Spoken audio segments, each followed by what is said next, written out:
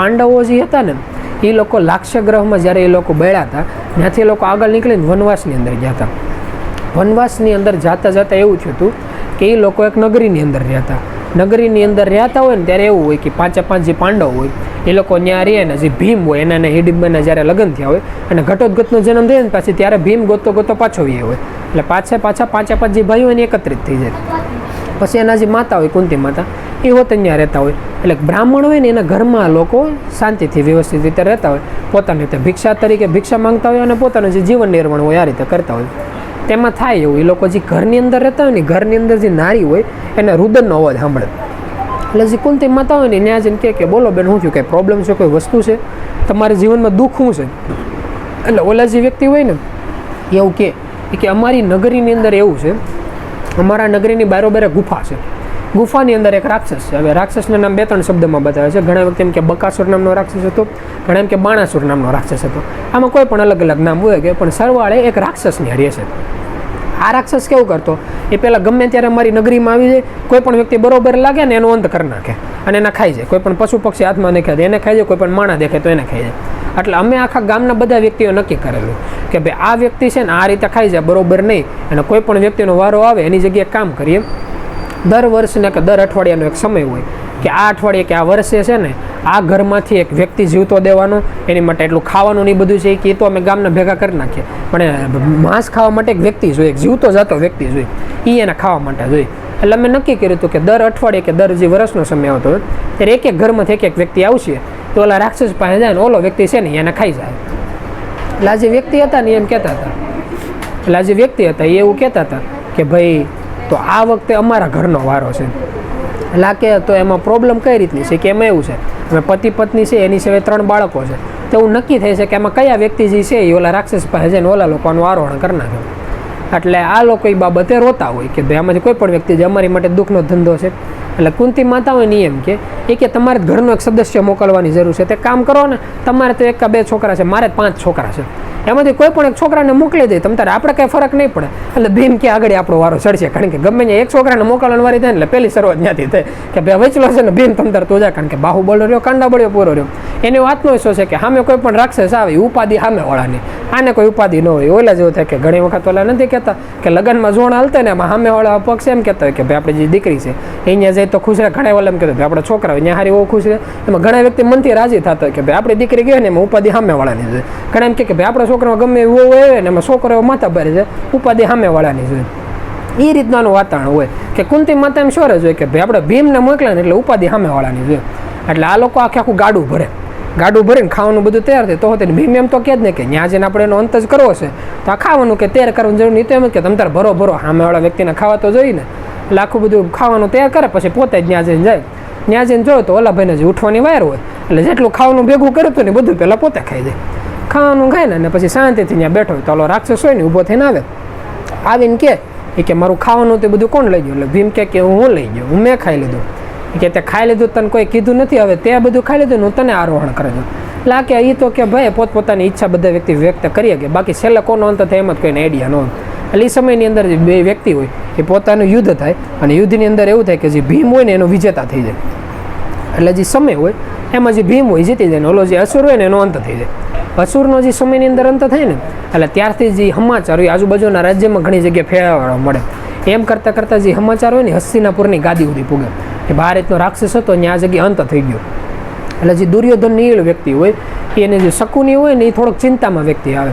એટલે દુર્યોધન એમ પૂછે કે તમે ચિંતામાં શું કામ છો? કે રાક્ષસનો અંત થયો એનાથી મને ફરક નથી પડતો, દુનિયામાં કેટલા રાક્ષસો આવ્યા રાખે ને ગયા રાખે, પણ એવા સમાચાર મળે છે કે બાહુબળથી એનો અંત થયો છે. અને બાહુબળથી અંત કરવાવાળા ઘણા વ્યક્તિઓ છે, પણ હું જેટલા વ્યક્તિ ગોતું છું ને એમાંથી એકય વ્યક્તિ એ બાજુ ત્યાં નહોતા કે જેમ કહેવાતું હોય ને કે કર્ણની અંદર એટલું બાહુબળ બતાવે, પછી દુર્યોધનની અંદર એટલું બાહુબળ બતાવે, એની સિવાય કીચક નામની સમયની અંદર એક રાજકુમાર જેવો બતાવે એની પર એટલું બાહુબળ હોય, ભીમની અંદર બાહુબળ હોય. એ કે બધા વ્યક્તિ પોતપોતાના રાજમહેલમાં એક ભીમ જ એવો હતો કે જેને આપણને એમ થયું મરી ગયો હતો, અંત થઈ ગયેલું, ન્યાયનો અંત થયો. કે એ નહીં હોય ને નકર એની સિવાય બલરામ હોય એની પાસે એટલું બાહુબળ હોય, જે જરાસંધ હોય એની પાસે એટલું બાહુબળ હોય. એવા ઘણા વ્યક્તિ છે, પણ એમાંથી એકય વ્યક્તિ ન્યાય નહોતા. એટલે કે આ થોડુંક ચિંતાવાળી વસ્તુ છે. એટલે ઓલા કે ભાઈ એમાં ચિંતા કરવાની વસ્તુ નથી, એ જો એ લોકો હકીકત એટલા જીવંત હોય તો અત્યારે અહીંયા આવી ગયા હોય, એટલે એ કંઈ કરવાની જરૂર નથી. તો એ જ સમયની અંદર એવું થાય કે એ સમયની અંદર કુંતી માતાને એ લોકો હોય એને એવો ખ્યાલ આવે કે આ મેસેજ બહાર ગયા નહીં, કોઈ ગોતું અહીંયા આવ્યું તો અત્યારે આપણે અહીંયા રહેવું આપણી માટે બરોબર નથી. એટલે પોતે પોતાની રીતે 5 છોકરાઓને કહે કે આપણે ઓલા નથી કહેતા બિસ્તરા પોટલા હકેલો, અહીંથી નીકળીએ વનવાસ છે એ બાજુ જાય. એટલે ત્યાંથી લોકો આગળની યાત્રા કરે. પછી વનવાસ હોય, ત્યાં પણકુટી બાંધે, ત્યાં જઈને પોતાની ત્યાં સ્થિર થાય ને એ લોકો રહેતા હોય. એટલે કુંતી માતાનો નિયમ હોય કે કોઈ પણ જે બાળક હોય ને રોજ બર ભિક્ષા માંગવા જવાની, ભિક્ષા માંગીને લાવીને એમ કે માતા મેં ભિક્ષા લાવ્યા.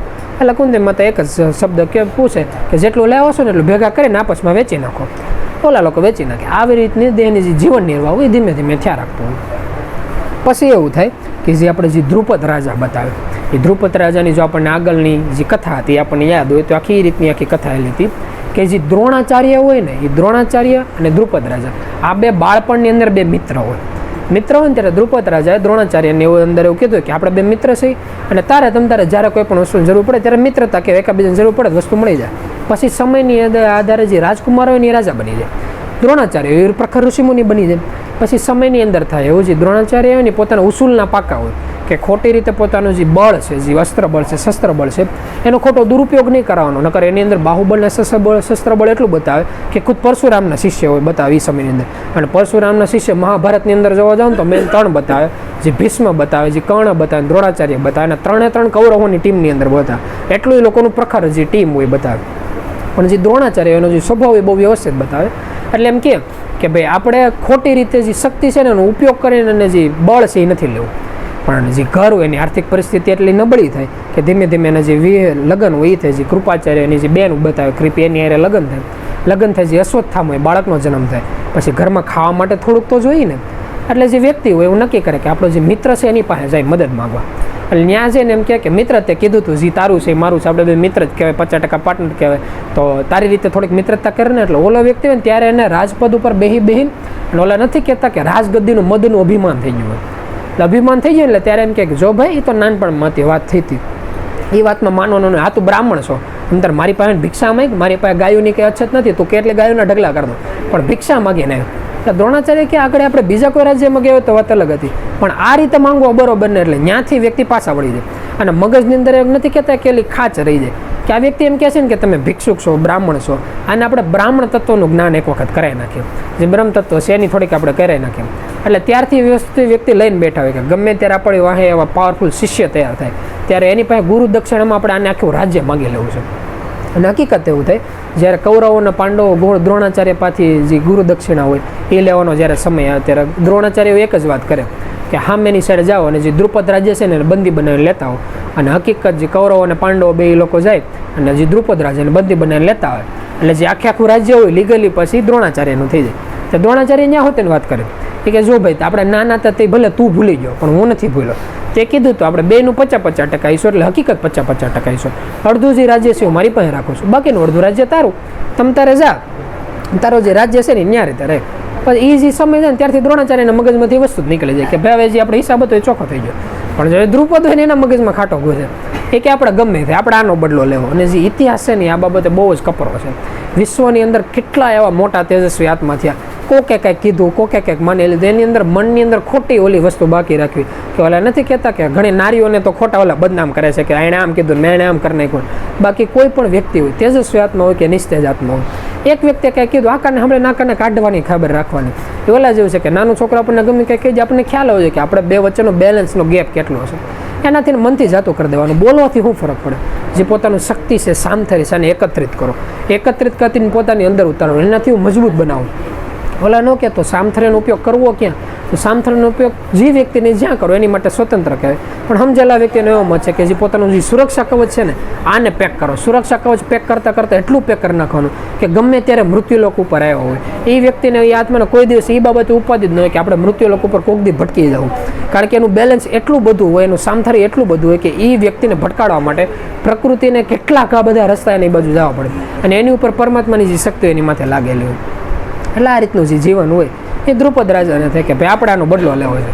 પણ પ્રોબ્લેમ એ હોય કે એના જે સંતાનો હોય એ સંતાનોની અંદર કોઈ એને એવો સંતાન ન હોય કે જેના લીધે એ મોટો થાય અને સામે જે દ્રોણાચાર્ય એની સામે બરાબરી કરી શકે. એ સંતાનની અંદર ખાલી એવું બતાવે કે આપણે ઓલા નથી કહેતા કે અંબિકા ને અંબાલિકા, એમાંથી જે અંબા બતાવે એનો જે બીજો જે જન્મ હોય એ અહીંયા એક રીતનો થયો સેનાપતિ ટાઈપનું કે ત્યાંના રાજકુમાર ટાઈપનું શિખંડીજી બતાવે એનું એક શરીર થયું, પણ એ હોતે પોતાનો એક આખો અલગ જ દ્રષ્ટાંત લઈને નીકળ્યો, એને એક જ વસ્તુ નક્કી કરી હોય કે આપણે તો એક જ કામ કરવાનું છે, ભીષ્મનો અંત કરો. એટલે એ તો એનું કૌરવમાં કરવાના રસ્તા લઈ ગયા હોય. પછી જે આને જરૂર હોય કે દ્રોણાચાર્યનો કોઈ અંત કરી ગયો વ્યક્તિ જોતા હોય, એટલે સમયની અંદર એવું કહેવાય કે ઉપિયાજ નામના એક બ્રાહ્મણ બતાવે. જે દ્રુપદ રાજા હોય ને ઉપિયાજ નામના બ્રાહ્મણ પાસે જાય અને ત્યાં જઈને બ્રાહ્મણને એવી વાત કરે કે ભાઈ મારે એક તેજસ્વીમાં તેજસ્વી એવા સંતાનની જરૂર છે કે જો એ મોટો થાય ને દ્રોણાચાર્યની સામું પડે તો દ્રોણાચાર્યના મૃત્યુનો કારણ એ વ્યક્તિ બનવું જોઈએ. એટલે ઉપિયાજ નામના જે બ્રાહ્મણ હોય ને એવું કે ભાઈ મને આવું બધું બહુ આવડતું નથી, પણ મારા ભાઈ છે, તમે એની પાસે જાઓ, એની પાસે એટલું શસ્ત્રનો અને એનું શાસ્ત્રનું જ્ઞાન છે કે એ તમને કંઈક એનો રસ્તો ગોતી દે, એના વસ્તુ થાય. એટલે જે દ્રુપદ રાજા કે વાંધો નહીં, એટલે એના મોટા ભાઈ પાસે જાય. ત્યાં જઈને પોતાની આખી વાત કરે કે ભાઈ આપણે ગમે તે દ્રોણાચાર્યના મૃત્યુનું કારણ મારા છોકરા જે સંતાન છે બનવું છે. એટલે કે વાંધો નહીં, નોખે નખવાલા ન કહે કે ભાઈ મટીરિયલમાં એટલી વસ્તુ જોઈએ તમારે તે લેતો હોય, લગ્ન ન થતું હોય ને તો આખું પતાકડું આપે કે ભાઈ એટલે વિધિ માટેની કાગળિયાની વસ્તુ જોઈએ. એટલે પહેલાં તેવું તે ગોતો જવું પડતું, હમણાં ખબર પડી કે હોતન બાર કટલેરી એવું મળે, આખું કાગળિયું જોઈએ ને ઓલા પર આખે પેકેજ રેડી જોઈએ, એ સીધું દઈ જાય. એટલે બધી વસ્તુ તૈયાર કરે, યજ્ઞની તૈયારી કરે, યજ્ઞની તૈયાર કરે ને યજ્ઞ કરવાનું ચાલુ કરે. યજ્ઞ કરતાં કરતાં હકીકત એવું થાય કે યજ્ઞની અંદરથી દુષ્ટધૂમ નામનો એક આખો વ્યક્તિ પ્રગટ થાય. અને હોતે નાના બાળકના સ્વરૂપમાં નહીં, સીધો યુવાન તરીકે આખે આખો આત્મા પ્રગટ થાય. અને કૃષ્ણ અવતારમાં બહુ બધા એવા આત્માઓ બધા જે નોખી રીતે પ્રગટ થઈ ગયેલા હોય. અને ઘણા ખરા સમજેલા વ્યક્તિનો મત જ એવો હતો કે જે કુરુક્ષેત્રની અંદર જે યુદ્ધ થયું ને એનું કારણ જ હતું કે બધા વ્યક્તિ પ્રગટ થાય પણ બધા જીદવાળા કે ભાઈ આપણે આમ કરી નાખવું, આપણે આમ કરી નાખવું, આપણે આમ કરી નાખવું, કોઈ સમજણની એ રહેવા દેવા નહીં. અને આનું એક બહુ મોટું એવું કારણ છે કે સમજણની જે ફરક છે ને આ જગ્યાએ જ પડે છે કે જે નામ છે ને એ તમને શરણાગતિ સ્વીકારે છે. શરણાગતિનો મતલબ એમ બીજા કોઈ વ્યક્તિને જે કરવું એ કરે. આપણે શું કરવાનું? આપણે નામનું સ્મરણ કરવાનું. જો તમે 6 શબ્દના નામનું સ્મરણ કરતા હોય પછી તમને બરોબર લાગે એ રીતનું જીવન જીવો, તા લાગી કોઈ વસ્તુ નહીં. એટલે એની જવું. એટલે એવી રીતે જે દુષ્ટધીમ નામનું જે વ્યક્તિ બતાવે એનું અહીંયા પ્રાગટ્ય થાય. પ્રાગટ્ય જેવું એનું થાય ને તો અમે દ્રોણાચાર્ય હોત ને જેવો તે વ્યક્તિ ન હોય, હોત ને પ્રગટ થઈ ગયેલા ટાઈપના જાતમાં હોય. એટલે એને ખ્યાલ આવી જાય કે આપણે મૃત્યુનું કારણ મૃત્યુલોકમાં આવી ગયું છે. એટલે એ વાતને આપણે ખ્યાલ આવે. એટલે એ જે દ્રોણાચાર્ય હોય ને જે આ દ્રુપદ રાજ હોય એ બે વચ્ચે વાતચીત થાય. તો દ્રુપદ ખુદ સામેથી કે આ છોકરાને શસ્ત્ર અને શાસ્ત્રોનું જ્ઞાન દેવું છે અને પાકો યુવાન છે, તો આને જ્ઞાન દેવા માટે આખા મૃત્યુલોકમાં દ્રોણાચાર્ય સિવાય કોઈ વ્યક્તિ નથી. એટલે છેલ્લે એને દ્રોણાચાર્ય પાસે જ મોકલે અને દ્રોણાચાર્ય ખુદ પોતે ને તૈયાર કરે. એની વાતનો ખ્યાલ હોવા છતાં કે ભાઈ આ વ્યક્તિ આપણું મૃત્યુનું કારણ બનશે. પછી જે આ વ્યક્તિ હોય એ જે યજ્ઞમાંથી પ્રગટ થાય ને તો ઘડીક થાય ને તો યજ્ઞમાંથી બીજો બહુ મોટો ભડકો થાય. ભડકો થાય ને ત્યાંથી દ્રૌપદીનું પ્રાગટ્ય થાય. એટલે એવું કહેવાય છે દ્રૌપદીનો કંઈ જન્મ નહોતો થયો, યજ્ઞમાંથી સીધી પ્રગટ થઈ હતી, સીધી યુવાન જ થઈ હતી. ત્યાંથી દ્રૌપદીનું પ્રાગટ્ય થાય અને ત્યાંથી એનું જે જીવન હોય એ આગળનું યાત્રા ચાલુ થાય. પછી પ્રાગટ્ય થાય ને જે સમય આગળ હાલે એટલે જેના પિતા હોય અને કોઈ પણ પિતાને જે ઈચ્છા હોય એ રીતની ઈચ્છા ચાલુ થાય કે તો હવે આપણે જે આટલી સારી તેજસ્વી આત્મા નારી પ્રગટ થઈ છે તો આના પતિ સ્વરૂપે હવે કોને લેવું? પતિ સ્વરૂપે લેવા માટે એવું નક્કી કરે કે તો પછી આપણે સ્વયંવર જે છે એ સ્વયંવરનું નક્કી કરીએ અને સ્વયંવર બહાર પાડે. તો સ્વયંવર જ્યારે એ લોકો બહાર પાડે તો સ્વયંવરમાં એ લોકો એવું ડિક્લેર કરેલું હોય કે કોઈ પણ રાજા વ્યક્તિને આવવાની છૂટી. અને સ્વયંવરમાં એવું નક્કી કરે કે ભાઈ આની માટે લાયક વ્યક્તિ કોણ છે. એટલે એની માટે એ પરીક્ષા ગોઠવેલી હોય કે જો તમે શાસ્ત્રપૂર્ણ જોયેલા હોય તો એમાં એવું બતાવે કે જમીનની અંદર પહેલાં એ લોકો તળાવ ટાઈપનું બનાવે, પછી તળાવની અંદર એક ત્રાજવું બનાવે. આ ત્રાજવાની અંદર બે ત્રાજવામાં એક બાજુ પગ રાખીને ઊભું રહેવાનું, પછી તીર લેવાનું અને તીર ઉપર રાખવાનું. ઉપર આપણે પંખો કઈ રીતે ફરે છે એક પ્રકારનું યંત્ર હોય કે જે ગોળ ગોળ ફરતો હોય ને એની એરે એક માછલી બાંધેલી હોય, જે માછલી ગોળ ગોળ ફરતી હોય. હવે આ વ્યક્તિને નીચે જોવાનું પાણીની અંદર, પાણીના પ્રતિબિંબમાં ઓલી માછલી જોવાની અને તીર છૂટો મોકલવાનું, માછલી હોય ને એની આંખ વિંધાઈ જવી જોઈએ. આ રીતનું એ આખું એ લોકો પ્લાનિંગ કરેલું હોય કે આ રીતનું આપણે કોઈ પણ જે વસ્તુ છે આ કરીએ. હવે એ સમયની અંદર સ્વયંવર બોલાવે અને એવું કહેવાય છે કે જે દુર્યોધન હોય, કર્ણ હોય, જે કૌરવો હોય એ બધા હોય. આની સિવાય મોટા જે શિશુપાલને એવા કેટલા મોટા રાજ્યને એ લોકો હોય અને એ રાજ્યની અંદર કૃષ્ણને એને હોતે આમંત્રણ આપેલું હોય. હવે આ જે સમાચાર છે ને એ ફરતા પાંડવોને એ લોકોને મળે. એટલે પાંડવોને ખબર પડે ને ભાઈ આ રીતનું આવું કંઈક નક્કી થયું છે તો ત્યાં આપણે એમને જોવા તો જાય કેવું છે કે એમાં એ ખબર પડે ભાઈ ઓલા દુર્યોધન એ લોકો હોતા ને એટલે ભીમને કે યુધિષ્ઠિરને કે હાલો ને જાય જોઈએ તો ખરા કે ભાઈ કેવાક લાગે છે અત્યારે યુવરાજ બની ગયા છે, પણ સમાચાર એમણે જોયું તો ખરા. અર્જુનને એવું હોય કે લે તો આપણે કર્ણને જોઈએ તો ખરા એના ઠાઠ કેવાક છે. એટલે 5 ભાઈઓ ખાલી ઓલું બધું જોવા માટે અહીંયા જાય. તો અહીંયા જોવા માટે અહીંયા જાય ને તો એ રીતનું થાય કે જે સમયની અંદર વારાફરતી એક જે રાજ્યના જે રાજા હોય એનું જે ધનુષ હોય ને ઉપાડવા કોશિશ કરતા હોય. મોટા ભાગના રાજા એવા હોય કે જે ધનુષ હોય ને ઉપાડી જ ન હોય. તો એમાંથી એક એવો સમય આવે કે જ્યારે સમયની અંદર કર્ણ હોય ને ઊભો થાય. કર્ણ ઊભો થઈને ધનુષ ઉપાડવા જાય ને ત્યારે દ્રૌપદીના મનની અંદર એવું બતાવે કે આપણે જો ઓલા નથી કહેતા વરણ માટે, એને પહેલેથી એવી ઈચ્છા હોય, એને અર્જુનનું નામ સાંભળેલું હોય કે આપણે પતિ સ્વરૂપમાં અર્જુનને જ લેવા છે. એટલે એની બાબતે ખ્યાલ હોય કે આપણે જો પતિ સ્વરૂપમાં અર્જુનને લેવા છે તો એની માટે સામે જે વ્યક્તિ આવે એમાંથી કોઈ વ્યક્તિ એવા નથી કે જે આ કામ કરી શકે. તો બીજો સવાલ એ આવે કે તો સામે જે વ્યક્તિ આવેલા હોય, જે અંગરાજ કર્ણ હોય, એ કર્ણ આવેલા હતો એટલે દ્રૌપદીને એવો ડાઉટ હોય કે જો એણે હકીકત ધનુષ ઉપાડી લીધું અને પોતાનું જે તીર હોય છોડી દીધું, તો પરીક્ષા એવી છે જે કર્ણ પાસ કરી શકે એમ છે.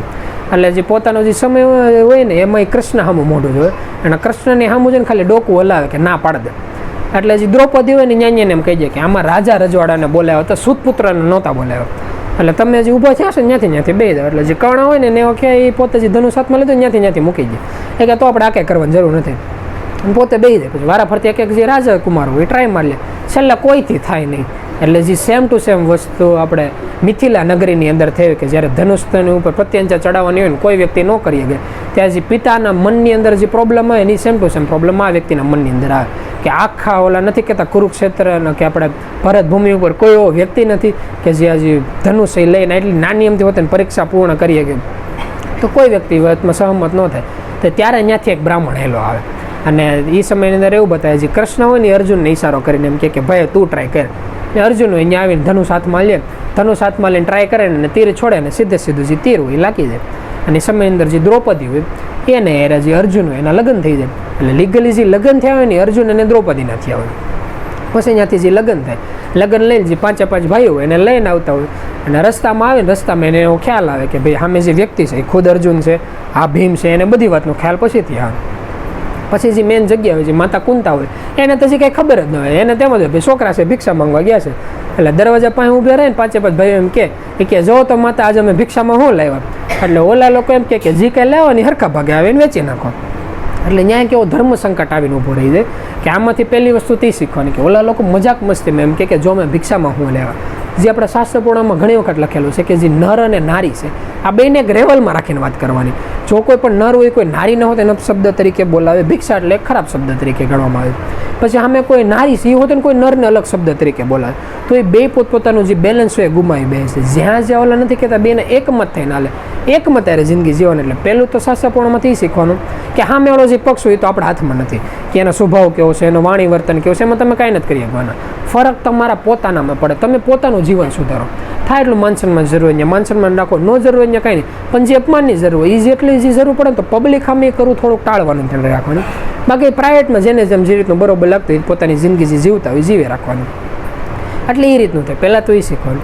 બીજું એ છે કે જે કુંતી માતાએ જે સમયની અંદર નિર્ણય લીધો એની જેવું નહીં કરવાનું કે કોઈ પણ વસ્તુ જોયા વિચાર્યા વગર ગમે એ વાત કરી દેવી, આ બહુ વસ્તુ બરોબર નહીં. એટલે જીવનમાં થોડુંક એ શીખવાની વસ્તુ છે.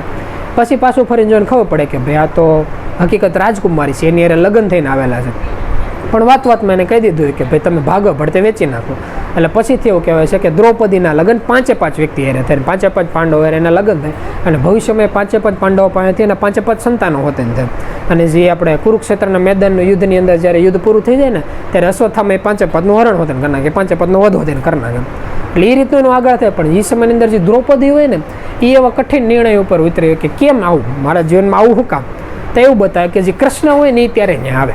એટલે ત્યારે પાંડવને એમ કે લે ભગવાન તમે અમારા પાસે પૂગી ગયા. ઓલા જેવું થાય કે આપણે નાના હોય ધોળીને હાલીને જતા હોય ને પ્રભુ આપણને ગોતા ભેગા આવતા હોય, છેલ્લે આપણને પકડેલા આપણે વાહ કરીને ન કે લ્યો મને આંબી ગયા મેની જેમ. અર્જુનને એ લોકો કે તમે અમારા પાસે પૂગી એટલે આ કે લે તમારીથી અમે આગા ક્યાં છે એ રીતનું. એટલે પછી એમ કે તમારું જે જીવન છે એમાં તમે અત્યારે કઈ જગ્યાએ અટવાના છો. એટલે હજી કુંતામાં તો એમ કે મને ખ્યાલ નહોતો, મેં વાતમાં કહી દીધું કે ભાઈ હરખા ભાગે વેચી નાખો. તો હવે હરખા ભાગે વેચવું બરોબર કહેવાય કે ન કહેવાય? શાસ્ત્ર પ્રમાણે કે આ લોકોના જે નીતિ નિયમો છે એના જે આગળના કર્મો છે એ પ્રમાણે બરોબર કહેવાય કે ન કહેવાય? એટલે કૃષ્ણ ભગવાનની સમયની અંદર એવું કે હાલમાં એ હોય 100% બરોબર છે. ઓલા કે કઈ રીતે? એ કે એ રીતે બરોબર છે કે જે દ્રૌપદી હતી એના આગળનું જે શરીર હોય ને ત્યારે એણે બહુ લાંબા સમય સુધી ધ્યાનસ્થાનની અંદર એ વ્યક્તિ સ્થિર થઈને રહ્યું હોય. એટલે ધ્યાનસ્થમાં સ્થિર થયા હોય ને ત્યારે એને ખારા પતિની જરૂર હોય. એટલે હારા પતિ માટે ને શંકર ભગવાનનો જે આપણે નથી કહેતા કે 16 સોમવાર કા વ્રત કિયા હતા એ ટાઈપનું, એટલે શંકર ભગવાને હારા એક વરણ તરીકે એની ઉપાસના કરી હોય. જ્યારે શંકર ભગવાન સામે પ્રગટ થઈ જાય ને ત્યારે એને વરદાનમાં એવી વસ્તુ માગી હોય કે વિશ્વની અંદર સૌથી મોટો ધર્માત્મા હોય એવો વ્યક્તિ, સૌથી મોટો બાહુબળવાળો વ્યક્તિ, ધનુર્ધર વ્યક્તિ, સૌથી વધારે ઓલા નથી કહેતા રૂપવાળો વ્યક્તિ, સૌથી મોટો તલવારબાજ વ્યક્તિ, આવા વ્યક્તિઓનું ગુણ જે વ્યક્તિની અંદર હોય ને એવો વ્યક્તિ મારા પતિ સ્વરૂપની અંદર જોતો છે. એટલે શંકર ભગવાને એ જ શરીરની અંદર એવું કીધું હોય કે આટલા બધા ગુણ કોઈ એક વ્યક્તિની અંદર હોવા જરૂરી નથી. એવું થઈ ગયા કે અલગ અલગ વ્યક્તિની પાસે આ ગુણ હોય તો તારે હાલ છે ને ત્યારે તેમ કીધું કે કોઈ પણ રૂપમાં મારે પતિ સ્વરૂપમાં બધી કળા જોતી છે. એટલે ત્યારે ઓલા લોકો તથાસ્તુ કરી દીધું હોય. પછી જે આ કથા હોય એ આખી આ લોકો દ્રૌપદીને કહે કે એટલે કે તમે જે મોટા ધર્માત્મા કહેતા હતા, યુધિષ્ઠિર મૃત્યુ લોકોની અંદર મોટા મોટા ધર્માત્મા કહેવાય. પછી જે બાહુબળની વાત હતી તો ભીમની બરાબરી કરવાવાળા બહુ ઓછા છે. જે ધનુષબળની વાત હતી તો અર્જુનની બરાબરી કરવાવાળા છે. જે રૂપરંગની વાત હતી તો ત્યાં હોતે નકુળ અને સહદેવની બરાબરી કરવાવાળા બહુ ઓછા વ્યક્તિ છે. એ રીતે 5 પતિ તરીકે તમે લોકો બરોબર છો. ત્યારથી લોકો પાંચાલી તરીકે ઓળખાય. આ રીતનો જે સમય છે એ રીતે જે આપણે નથી કહેતા કે અર્જુન અને જે દ્રૌપદી એના લગ્ન થાય પછીનો જે આગળનો જે સમય છે એ આપણે આવનારા સત્સંગની અંદર એની કથા કહેવાને જ્યારે એમ થાય જીવનમાં કંઈ કરી છૂટું છે ત્યારે ગુરુના કયા મારે મનને નામની સ્મરણની અંદર લગાડજો. બોલો સદગુરુદેવની જય.